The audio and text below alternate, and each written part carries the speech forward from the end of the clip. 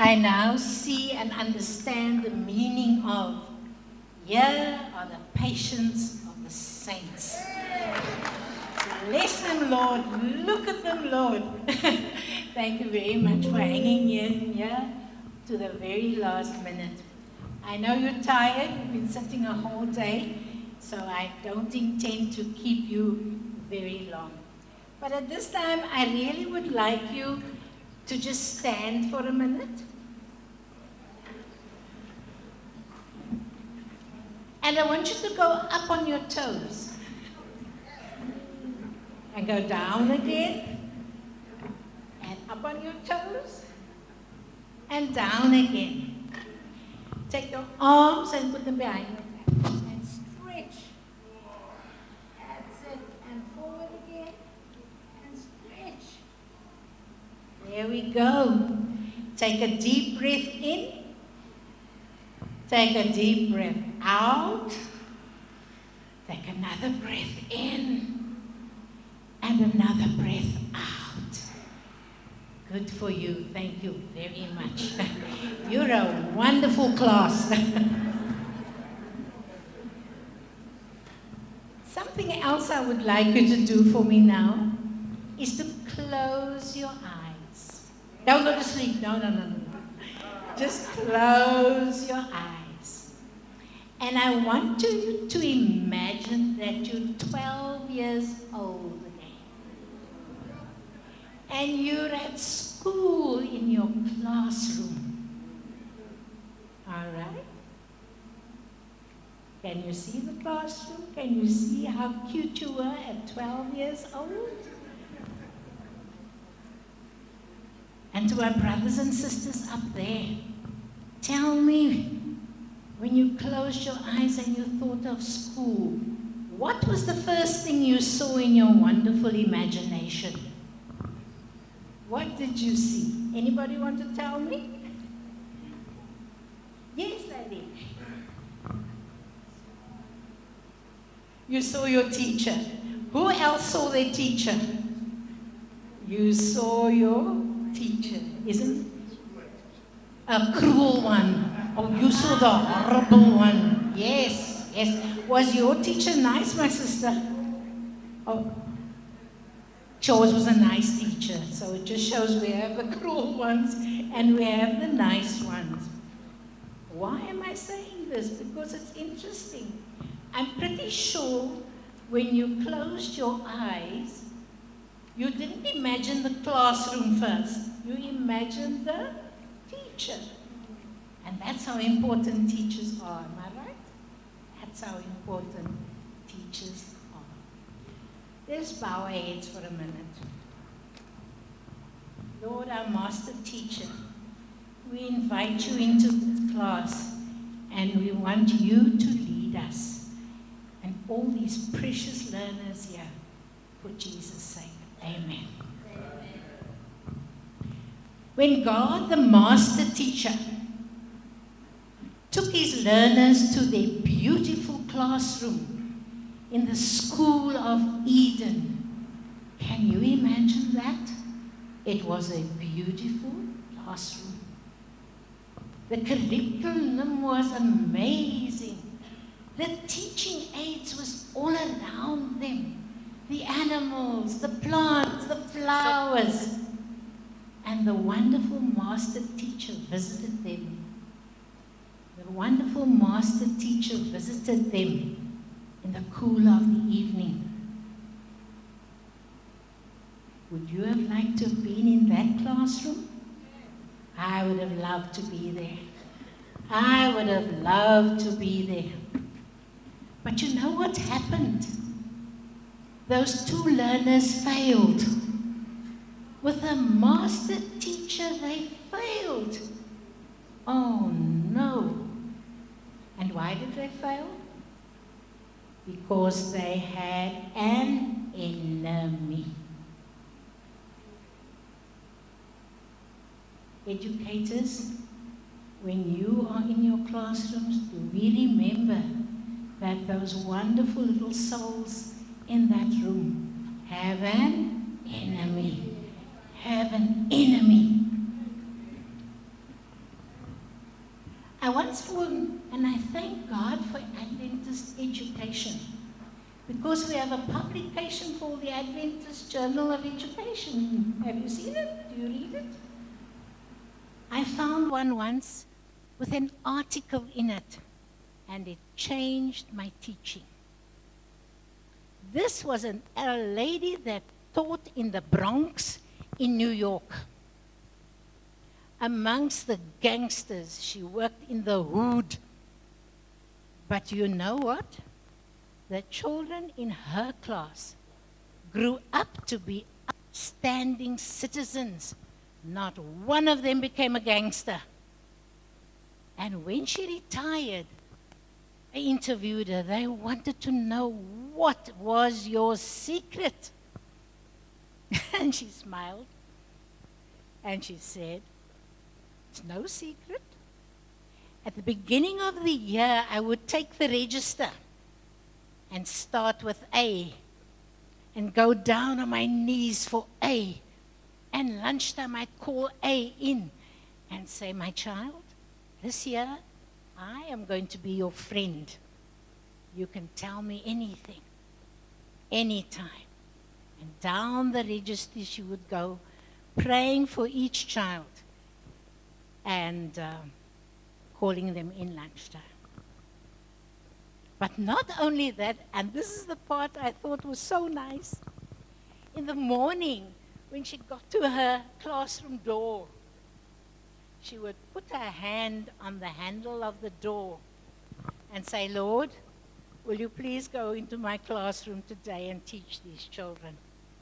And if you need my help, I'll be here. You can call on me anytime. Isn't that a wonderful idea? But it doesn't end there. I read this and I thought, I'm going to do this.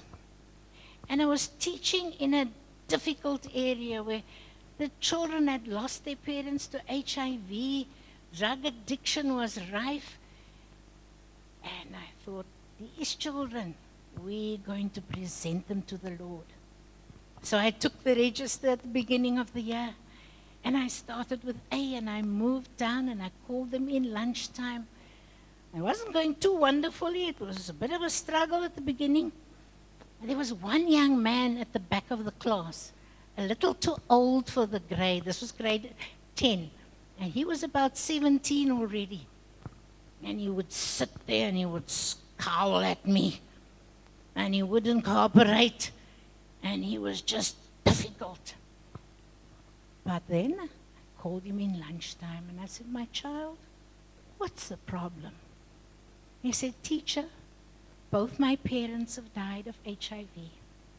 I have a brother and a sister who have matriculated, but we have nothing. We have no food. We have nothing. Oh, my heart broke. My heart broke. And I said, my child, we're going to kneel down here on that hard schoolroom floor, and we're going to tell Jesus about this. And we pled with the Lord. I only had a 6-month contract with that school. But just towards the end of the 6 months, I was walking across the playground, and I just saw a figure come bounding across. Teacher! Teacher! I thought, oh my goodness, what now? Teacher, God answered. God answered. Wow, what did God answer, my child? Teacher, my big brother got a Cecil bursary. It's enough money for all 3 of us. Isn't that a wonderful Jesus? Isn't that a wonderful Jesus? And so, in our classrooms, what we will need is Jesus. And next to Jesus, we will need a teacher that loves Jesus. Because when the teacher loves Jesus, she'll also love the learners. So what has this got to do with creating aesthetic classrooms and school environments? Well, let's see. So first, you multiply the 10 by the 2. That gives you 20. Are you guys guys even paying attention? This is so boring. Yeah, isn't there some other way we can learn? No, there isn't. So you better listen. Especially because you have assessment tests coming up. Next, you subtract the... You know what? I can't take this anymore. You kids don't listen, your test scores are the worst in the school, and you keep breaking all the rules. Where are you going? I didn't sign up for this. I'm leaving. Good luck with your next teacher.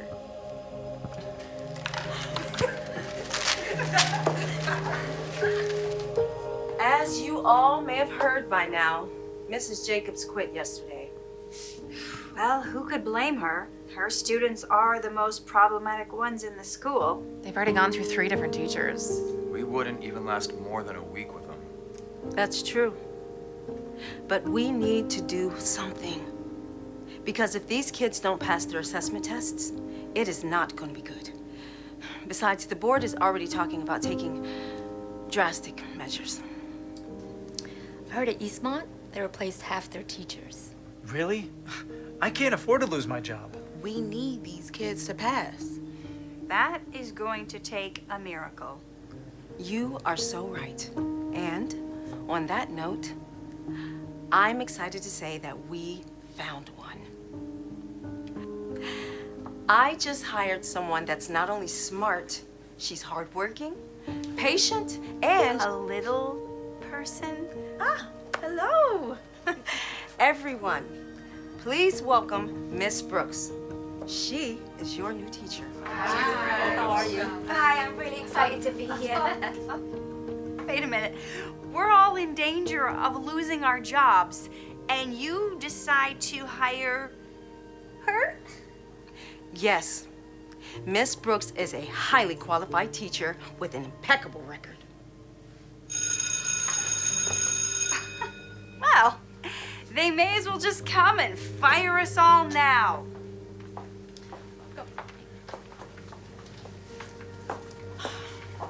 I am so sorry about that.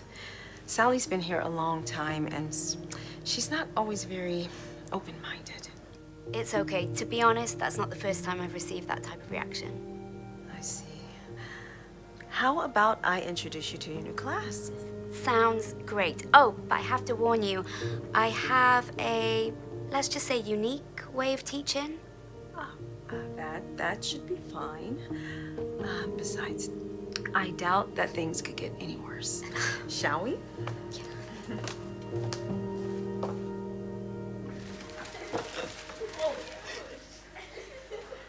Hello, class. Listen up. We have someone new starting today. Please welcome Miss Brooks. Hello. Wait, are you a student or a teacher? Hey, settle down. She's your new teacher, so you'd better all do what she says. Good luck. Thanks. Hi, everyone. I'm so excited to meet you all. Why are you so short? Yeah, I'm even taller than you. You're right. Let's just say I'm unique. But being unique is a good thing. Not another board problem. That's not what we're going to do. But since you're so tall, would you mind erasing this for me? So what are we gonna do? Here, catch. Why are there numbers all over this? Wherever your thumbs land on the ball, you multiply those two numbers together. Now go. Oh, okay. 9 times 9 equals 81. Very good. Now hit it to someone else. Okay. 5 times 2 equals 10. Yes. This is fun. 3 times 7 is 21. You got it. Now hit it to someone else. What do you think you're doing? Just teaching my class. Why? Well, it looked to me like you were playing volleyball during class time. Does the principal know about this? No, but I'm sure she wouldn't mind. I tried to keep my teaching not only educational, but also fun. Fun. That will never work. Take it from me. I have the highest performing students in this school. Let me give you a piece of advice. Stick with the traditional way, and then maybe your students will pass.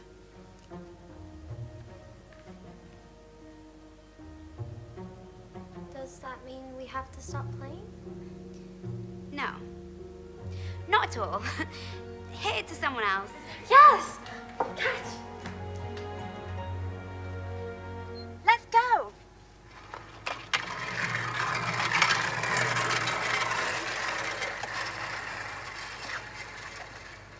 What are we doing here? And what are all these numbers for? We are gonna play hopscotch math. Huh? What's that? I'll show you. Can anyone tell me how to solve this problem? Does anyone know the first step? Okay, well, first you multiply. The 10 by 2, which equals 20. Yes, but don't tell me. Show me. What do you mean? I get it. 10 times 2 equals 20. You got it. So, x plus 5 equals 20. Okay, what's next? 20 minus 5 equals 15. Yes! So, x equals 15. That was brilliant. What on earth is going on here? We're playing hopscotch math. This is crazy. Having these kids jump around like monkeys doesn't teach them anything. Oh, well, it seems to be going just fine. This is nonsense. I'm going to tell... What is going on here? I'm glad you're here. Miss Brooks isn't teaching the kids anything. Yesterday, she had them throwing a ball around, and today, it's hopscotch. She's having these kids play games instead of learning. Is this true, Miss Brooks? These are all learning games. I know my style of teaching is unique, but if my life has taught me anything, it's that unique is a good thing. Not all kids learn by just writing on a whiteboard. That is a good point. In all my years of teaching, I have never seen something this foolish. This is not how kids learn. That's not true. I've learned a lot. Oh yeah, you kids love to just have fun and waste your day playing games. You know what is on the line right now if these kids don't pass. And I don't want to put my job in jeopardy because of some new teacher's crazy ideas. You have got to tell her to stop. You really think this will work? I know it will. Well then, we will give your unique way of teaching a try. And if that does not work, then we will talk again.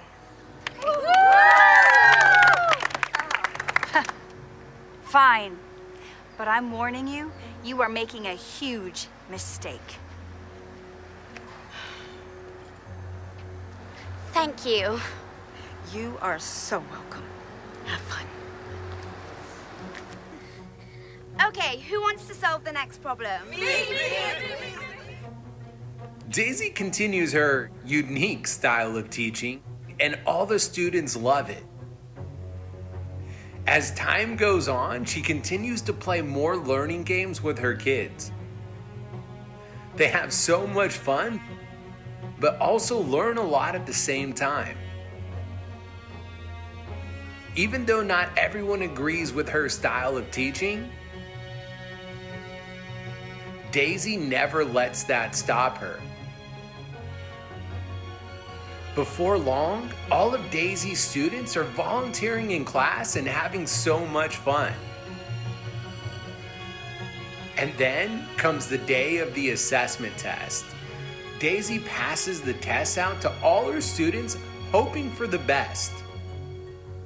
A couple weeks later, everyone gets a big surprise. Next, let's discuss the upcoming holiday break. Wait, whatever happened to the assessment tests? I haven't heard anything yet, but from what I understand, the board will be coming by soon. Excuse me, Principal Adams? Ah, yes, we were just talking about you. Well, that's nice. May I have a moment with you, please? Sure. I'll be right back. That didn't sound very good. Oh, this is so stressful. I didn't want to have to look for a new job. I tried to warn everyone. I knew this was gonna happen.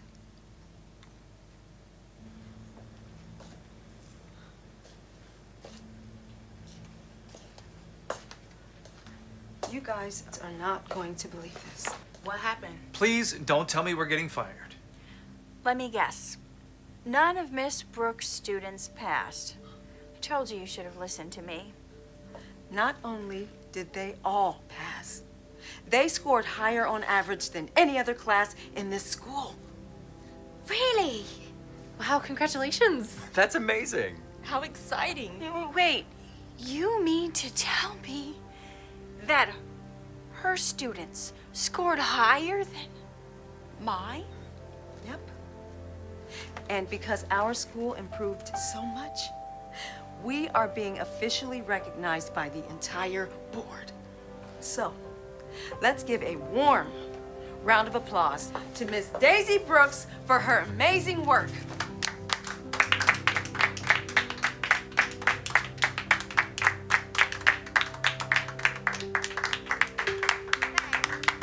Thank you all. 16. Great job. 12 times 12 is 144. 8 times 8 equals 64. Great job! This is so much fun. I like learning this way so much better. Me too. It's so different. You're right. And I've come to learn that being unique is a good thing.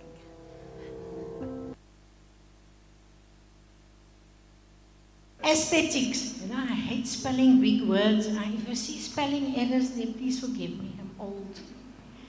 Aesthetics is the branch of philosophy concerned with the study of beauty and taste, and it plays an important role in education.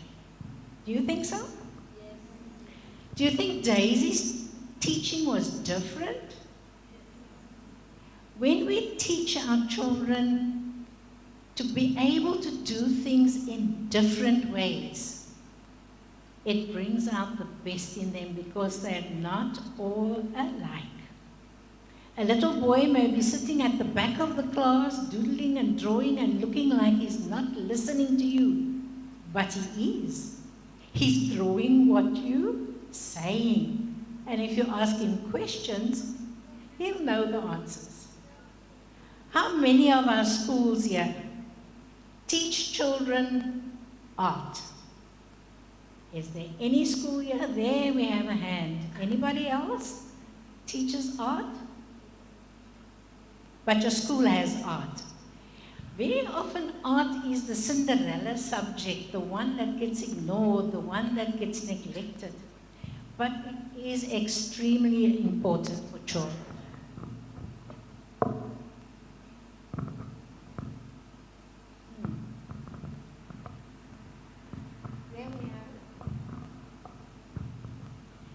In education, the aesthetic dimension helps to develop a child's creativity, his imagination, and his emotional intelligence. Very often we want our children to be engineers or doctors or accountants or lawyers. And if they say they want to do designing, it's like, oh no. I knew someone once who was doing medicine, and when his daughter wanted to do art, it was like, no. But where do our industrial designs come from? Who designed the many things that we use every day? Was an artist. And we sometimes sit on the chair, but we don't know. Somebody designed these chairs, you know. It didn't just happen. Somebody designed that backdrop there. Somebody designed so many things. And I really would encourage schools, even if it becomes an after-school thing, to find a teacher that will teach your children art. Aesthetic education is also crucial in fostering critical thinking. Do you know if you're artistic, you can solve geometry better? Because when you look at the geometry problem, you can see the answer. Because artistic children can see things better. These skills can be then applied to other areas of learning. Teachers need to have a relationship with their students. I think we mentioned that earlier. They need to listen.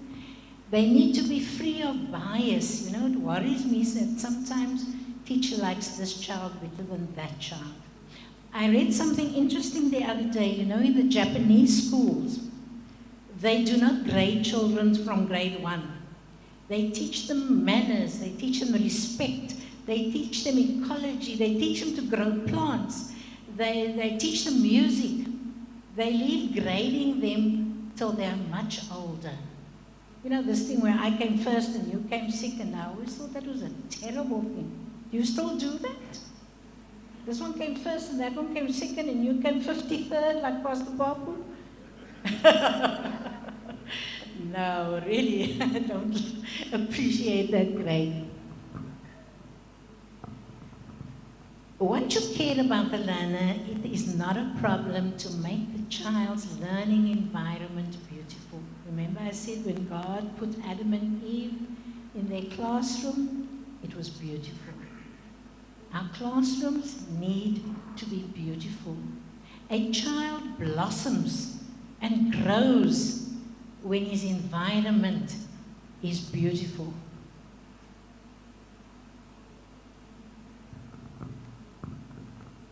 You'll notice the desks are grouped together in the corner. Do you ever change how you put your desks, or they're all in rows? I don't think there's a law that says they learn better in rows. I've never seen that. Put them together in groups sometimes and then they talk to each other. They should be comfortable. You should have proper lighting in your classroom. You can have organized layout and you can even change the layout. You need an inclusive atmosphere. That means everybody's involved. You need to have a clean classroom. And of course you will have your designated children who clean that classroom. Who's responsible for the floors? Who's responsible for the windows? Who's responsible for watering the plants? The Minister of Agriculture. Interesting instructional method you need and a neat and clean environment. How can I make my classroom attractive? Often, you know, a big problem, and we've had wonderful speakers to help in that area, we always worry about finance. No, I can't do this, I haven't got any money, and I can't do that, we don't have any money. I need to just here for a moment be personal and tell you about my father. My father was a teacher in the war years, where you only could go to grade 10, there was no matric for you. But he was a teacher. And he ended up being my grade 7 teacher. But what he told me during the war years is there were many shortages. You couldn't buy a lot of things. My mother tells me how they rationed the rice and she could only get a little bit. But my father worked in Beaufort West with Reverend Sikaba. And he lived in a shack. That was the only residence he could find. And he used candlelight at night. But by using candlelight, he had a lot of paper because the candles were wrapped in paper. And he kept all that paper and ironed it and covered the children's books with it.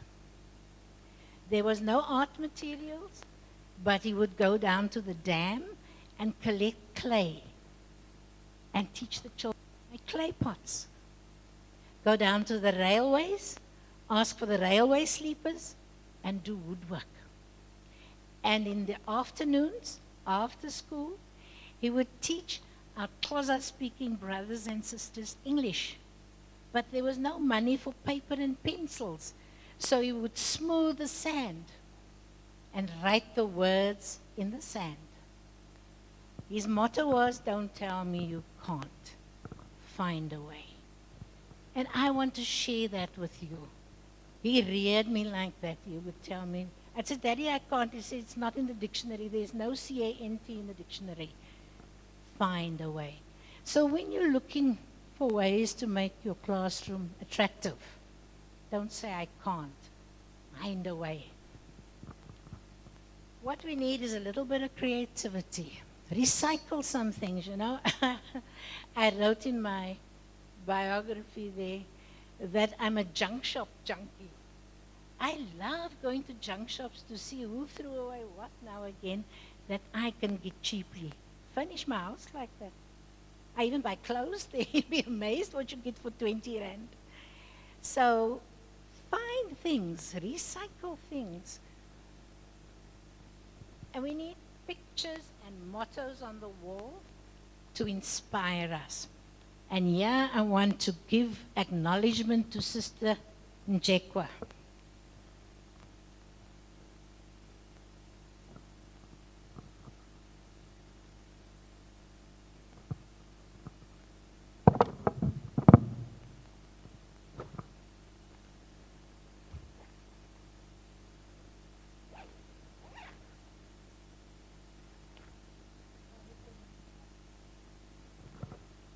I'm really sorry for the delay.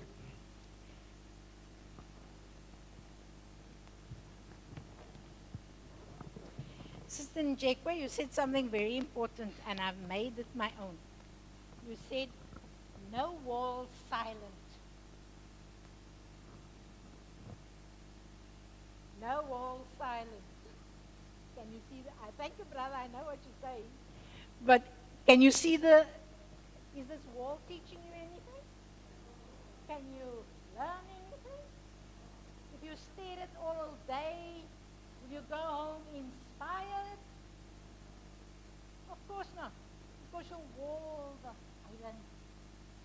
You have a chart on your wall. You have a map on your wall. You have a list on your wall. Do you have something that speaks to the children on your wall? You know that space above the board? As your board in the classroom, but a space on top? That's where you put your motto. Is it saying something now? And if you stare at it all day, will it teach you something? And when you go home at night, will you remember it? And you're 65, like you can close your eyes and you say, try and remember your classroom. No wall silence. You need something for the children to focus on. You need something to inspire them. A Bible verse, you know, a visiting pastor wrote in my hymn book when I was 13, a quote from Abraham Lincoln. It said, I will study and get ready, and one day my chance will come. And you know, I was walking down the steps at Jamison Hall at the University of Cape Town, and the first thing that came to mind was that line that he told me at 13, I will study and get ready, and one day my chance will come. We need to inspire our children by making our classrooms aesthetically pleasing. Put some plants there. It also absorbs the carbon dioxide and gives you some oxygen to breathe.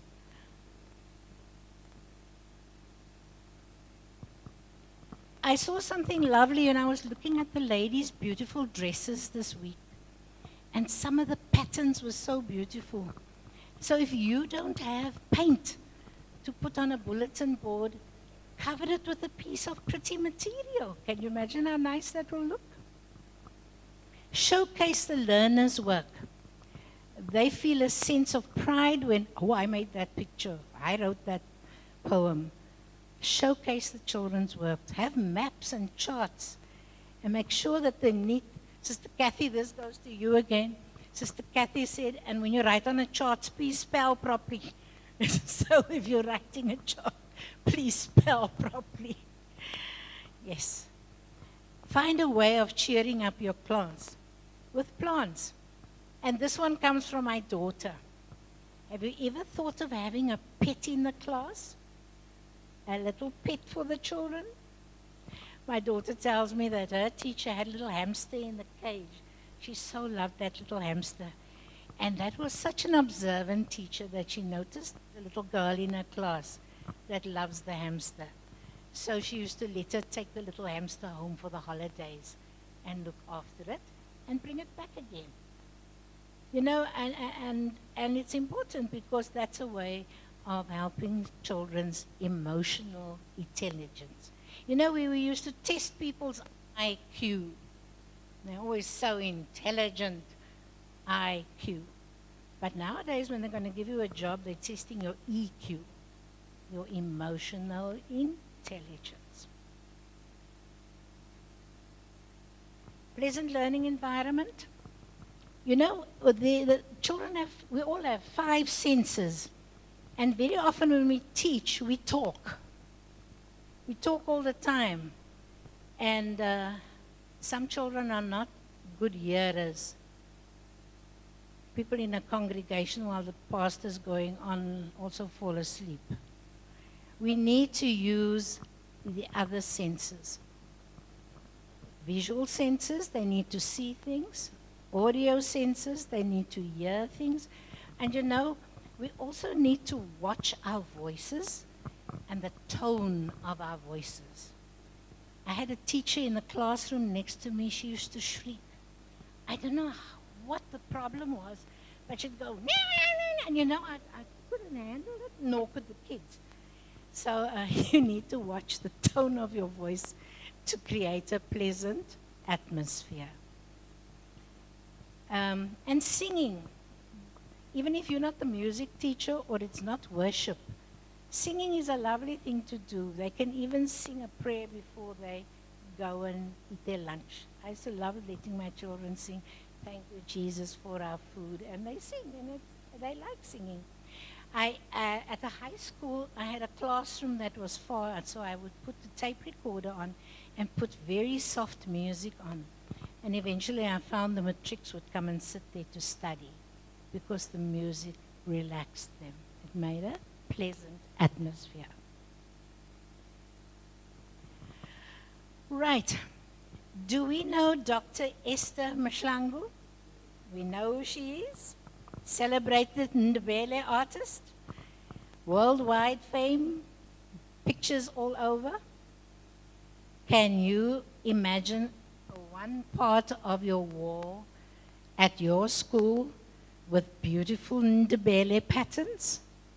It can't be difficult. Not too expensive. I'm sure there's a creative teacher on your staff and a few creative children who could decorate your school. Do we always have to have white walls? Can't we have patterned walls? I think Dr. Esther's work is so beautiful. There was a young lady here with a dress on yesterday with all the patterns that Dr. Esther did it. And coming back to children and art, she tells a story that she loved art, and when she was about 10, her mother and her grandmother would be painting these patterns. And do you know what they used to paint the patterns? A feather. They want to complain about, I haven't got money. They used a feather and ground stones. Some stones are red, some are black, some are yellow. They used for paint. And every time she wanted to paint her, they would chase her away. And she'd go and hide at the back of the house, and the minute they were gone, that she'd come back so that she could paint too.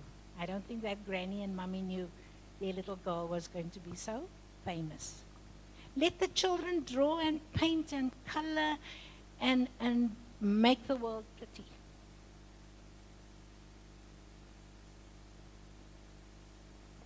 Uh-oh.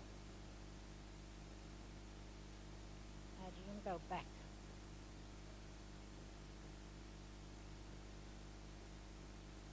Never mind. We're nearly done. What I'd like to leave you with is that we were created for beauty. There we go, last one. Ah. It's okay. What I want to leave you with is, when God created our first parents, He placed them in surroundings that were beautiful. We can do no less with the precious charges He's given us in our schools to place them in beautiful surroundings, to try our best to be creative and innovative, and we found out a whole lot of new big words here, and they will be happier and more pleasant. But above all, we are going to need to love them. But we're first going to need to love Jesus.